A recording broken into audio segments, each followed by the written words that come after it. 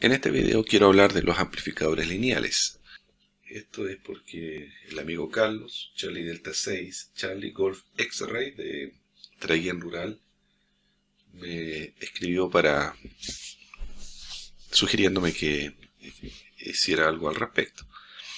Bueno, digamos que principalmente hay dos tipos de amplificadores lineales de este tipo para radiofrecuencia, radioaficionados.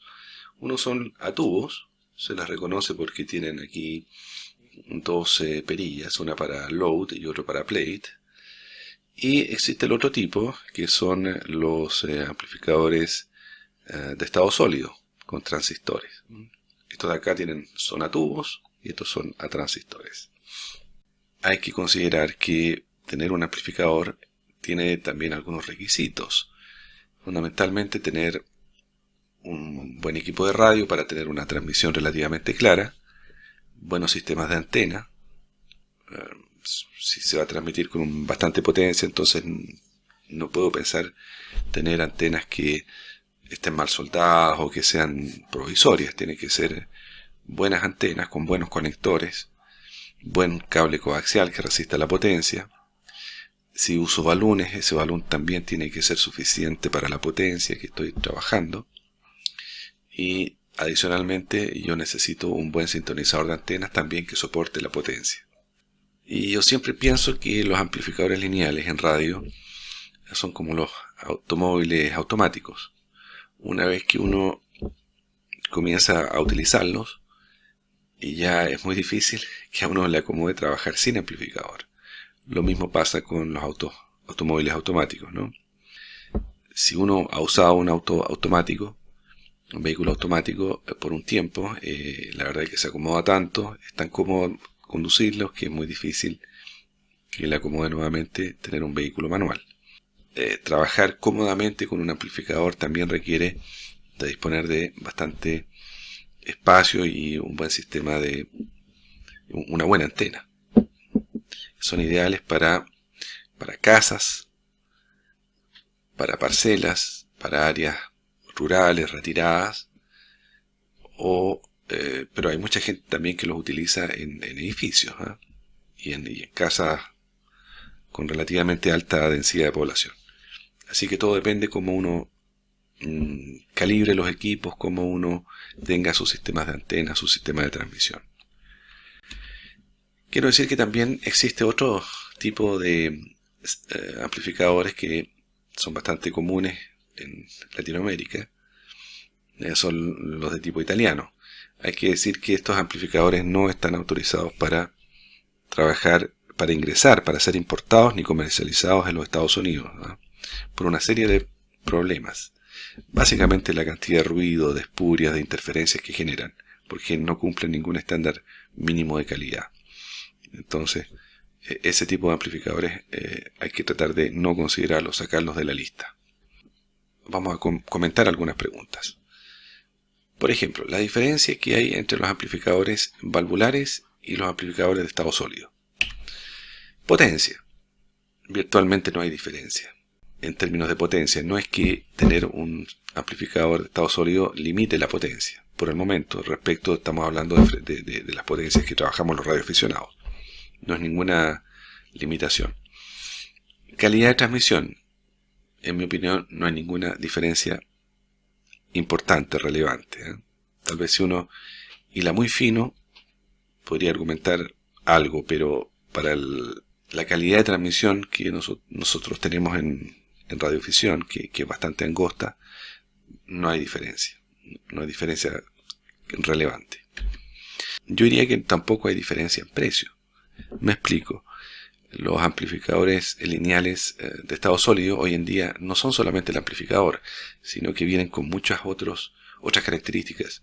Vienen con muchos medidores, sistemas de protección, cambiadores automáticos de bandas, etcétera, y eso por supuesto encarece el amplificador. Pero el sistema de amplificación propiamente tal, el centro, el core, que es el tubo o que es el transistor, no hay diferencia. Los amplificadores valvulares son un poquito más ruidosos, necesitan más ventilación. Hay un poquito de diferencia en contra de los amplificadores valvulares, ¿no? Respecto a la vida útil y la confiabilidad, en mi opinión esto es lo mismo que los televisores a tubos antiguos y los televisores actuales. Yo creo que los televisores actuales, si son bien cuidados con un sistema de un voltaje relativamente estable, tienen una vida útil muy larga. En cambio los tubos, por supuesto, tienen una vida útil bastante limitada. Depende también del uso. Entonces yo diría que en términos de vida útil y confiabilidad, los de estado sólido estarían superando a los valvulares. Respecto al consumo de energía, los amplificadores valvulares gastan mucha más energía que los de estado sólido. Los estados sólidos son mucho más eficientes. Tiempo de encendido. El amplificador valvular hay que encenderlo y esperar. Esperar que tome la temperatura. Y eso implica que como trabajan con temperatura, temperan el chuck. Si vivimos en una zona calurosa, eso puede ser un problema, la necesidad de ventilar el chuck. En cambio, los de estado sólido, muy poca es la temperatura que levantan y por lo tanto son más eficientes, ¿no? No se pierde energía en temperatura. Respecto a cómo conectar un amplificador lineal, aquí yo tengo un diagrama bastante convencional. Aquí puede verse el equipo de radio, el transmisor por detrás. Aquí aparecen dos cables, uno es el ALC y el otro es el send.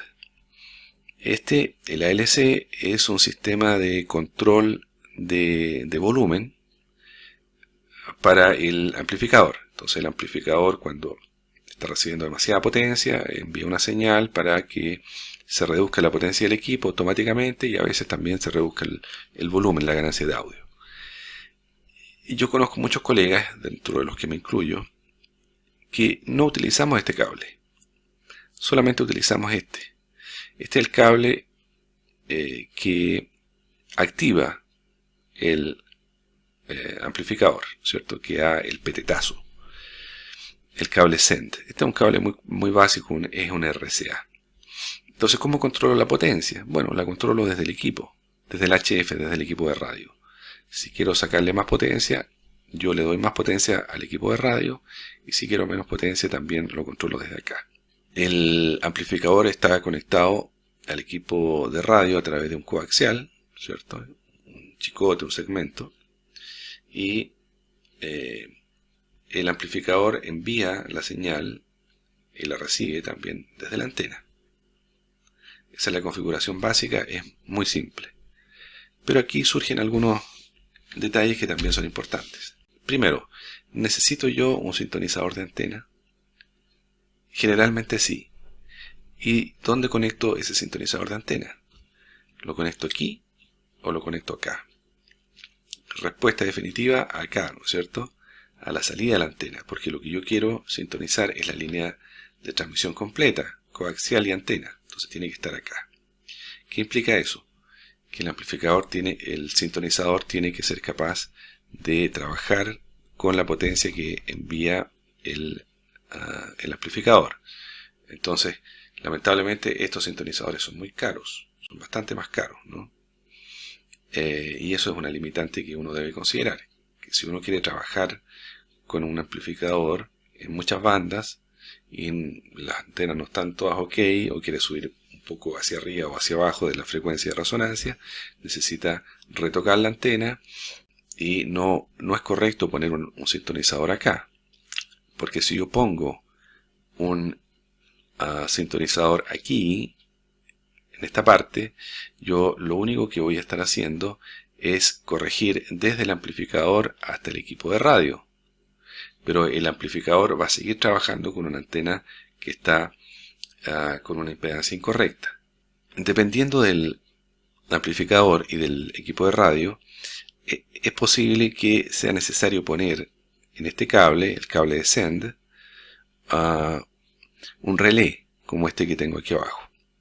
Este relé lo que hace es recibir la señal del equipo, una señal de muy baja intensidad, y con eso, ayudado de una potencia exterior, que sería por ejemplo una fuente de poder que activa el relé, entregar la señal que necesita el amplificador para activarse.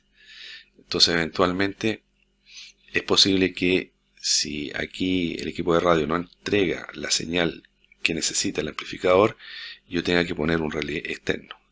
Este relé se puede comprar o construir, es muy básico, muy simple. Pero también es posible que no necesitemos ese relé, yo por ejemplo no lo utilizo.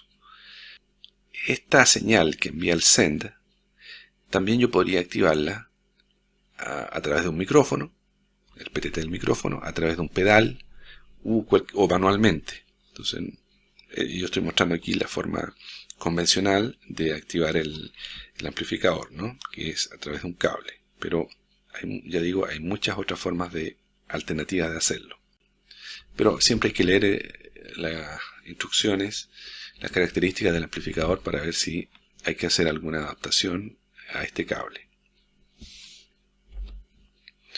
Tercera pregunta: ¿cómo se carga un amplificador a válvulas y uno de estado sólido? Bueno, obviamente el amplificador de estado sólido no requiere de ninguna carga. Se enciende y parte. Eso sí, yo tengo que estar seguro de que la antena esté bien adaptada, y para eso yo necesito previamente medir la ROE de la antena en la frecuencia que yo quiero trabajar, y si no está en una ROE aceptable, yo tengo que hacer el tuning, ¿cierto? Pero eso no es un problema del amplificador, sino que es un problema de la antena. En cambio, un amplificador a válvula sí necesita una carga, en adición a la adaptación de impedancias que hace un sintonizador de antena, ¿no? Y para eso, algunos de los pasos que uno puede recomendar de una manera muy simple son: primero, conectar el amplificador a la antena, obviamente a la radio y al sintonizador. Segundo, encender el amplificador, esperar que el amplificador a tubos tome temperatura, poner la radio en Charlie Whiskey, generalmente, o RTTI o AM, según el equipo de radio, para enviar una señal portadora continua al amplificador. Poner la radio en una potencia, el transmisor en una potencia baja, de unos 20 watts o menos. Y en base a eso, peteteando, transmitiendo, en Charlie Whiskey, ajustar en el amplificador las dos perillas de plate y load, buscando la máxima potencia de salida del amplificador. Básicamente es eso. Hay unos retoques adicionales que uno podría hacer, pero me los salto. Una vez que está hecho eso, entonces ya podemos aumentar la potencia de la radio y podemos operarla, tal vez irnos a banda lateral, etcétera, verificando permanentemente los niveles de ROE y de potencia. Si yo me cambio de banda o me cambio de frecuencia muy fuera de la frecuencia de carga, probablemente tenga que retocar los niveles del plate y load. Cuarta pregunta: ¿cómo medimos la potencia que entrega un amplificador? Digamos que antiguamente, antes del año 82, la potencia de los equipos se refería a la potencia de entrada, potencia de entrada interna. Y por lo tanto, actualmente cuando se habla de amplificadores hay una confusión, porque uno quiere saber la potencia de salida, el output, y lo que le están entregando generalmente es la potencia de entrada. Entonces hay que tener esa precaución. No en los equipos más modernos, donde sí efectivamente se está hablando de la potencia de salida. En Chile nosotros tenemos una potencia legal máxima en banda lateral en HF de 1.2 kilowatts, ¿no? En Estados Unidos parece ser de 1.5 kilowatts. ¿Cómo medimos la potencia? Pero si no tenemos indicación en ninguno de los dos, ni en el amplificador ni en el sintonizador de antenas, estamos obligados a poner otro medidor a la salida del amplificador, un wattmetro o un medidor de ROE. Pero siempre tenemos que tener una medida de cómo está trabajando el equipo. Y obviamente la potencia queremos medirla en watts, ¿cierto? En watts. Generalmente PEP. que se entiende por PEP, Peak Envelope Power, y AVG en un amplificador. Bueno, es el mismo concepto en todos los equipos de radio. PEP es la potencia en watts. En el peak, donde está el máximo de potencia en un peak de modulación. Y AVG es la potencia promedio. ¿Okay? Generalmente hoy en día se entrega la información PEP, Peak Envelope Power. ¿Qué resguardo hay que tener con amplificadores valvulares a tubos? Hay que usar un buffer relay box, hay que usar un relé externo. Depende, ya lo mencioné anteriormente, depende. No es necesario si es que tanto el equipo de radio como el amplificador coinciden en sus características, que es lo que generalmente ocurre. Pero eso siempre es conveniente revisarlo. Número 7. ¿Qué cable coaxial utilizar? En esta tabla puse aquí en los tipos de cable algunos. Esta es la frecuencia en kilohertz, en megahertz, y lo que está dentro son las potencias en watts. Entonces, por ejemplo, el RG8. Aquí me está indicando que en 10 MHz es capaz de trabajar hasta con 3500 watts. Pero si yo voy a frecuencias más altas, la potencia que es capaz de trabajar disminuye. Incluso aquí hasta 70 watts solamente en 5 GHz. Número 8. ¿Qué diferencia hay entre válvulas o distintos modelos de estas? Bueno, hay bastantes diferencias en términos técnicos, pero probablemente la que a nosotros más nos interesa es el tema precio. Aquí puse yo dos amplificadores que son bastante económicos, muy populares, y utilizan tubos que son bastante baratos también. Por ejemplo, el modelo AL811H, Ameritron, usa 4 tubos 811A que cuestan solamente $30 cada uno. Es bastante barato, muy barato estos tubos. Y el Ameritron AL811HD utiliza otro tipo de tubos que también son populares, pero son un poquito más caros. Hay distintos fabricantes de los mismos tubos, del mismo tipo de tubos. Hay diferencias de calidad, hay diferencias de precios. Así que es un tema complicado. Respecto de los FETs, los transistores de efecto de campo, por ejemplo, aquí puse dos amplificadores de la misma marca, Ameritron. Tengo el ALS600 que usa 4 transistores MRF150. 4 por 150, 600. Y cada uno de esos transistores cuesta $55. Si ustedes se fijan, estamos hablando de más o menos el mismo rango de precios entre los tubos y los transistores. En cambio, el Ameritron ALS1300, que usa 8 de estos transistores, cada uno cuesta 55. Ahora, yo llevo años trabajando con amplificadores y nunca he tenido problemas ni con tubos ni con los transistores. Entonces todo depende de cómo uno utilice el equipo, qué protocolos tenga en términos de asegurarse que las antenas estén correctas, los conectores estén correctos y los rangos máximos a los cuales trabaja el amplificador. Eso es, amigos, amplificadores lineales para radiofisión. Totalmente recomendables los amplificadores transistorizados. Respecto de los de tubos, hay amplificadores a tubos que son nuevos, que andan muy bien, pero también andan muchos amplificadores a tubos que están muy alterados, muy manoseados y que son poco confiables. Eso es, saludos desde la ciudad de La Serena, XQ2 Charlie Golf, y si alguien tiene algún tema o comentario me puede mandar un correo electrónico. Saludos.